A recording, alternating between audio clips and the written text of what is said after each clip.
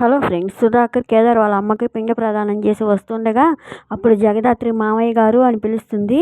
పిలిచేసరికి జగదాత్రి అని ఆశ్చర్యపోతాడు.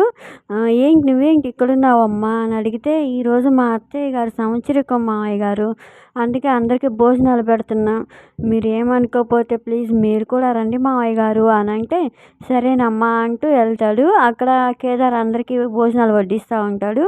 అప్పుడు కేదార్ అని జగదాత్రి పిలవగానే సుధాకర్ని చూసి పరిగెత్తుకుంటూ వచ్చి హగ్ చేసుకుంటాడు. చాలా థ్యాంక్స్ నాన్న అని అని ఇంకా కూర్చోబెట్టి అన్నం పెడతా ప్లేట్లో పెట్టి, నాన్న ఇంకొకసారి అవకాశం వస్తుందో రాదో ప్లీజ్ నాన్న నా చేత్తో మీకు తినిపిస్తాను అని అంటే, సరే తినిపించరా అని సుధాకర్ అంటాడు.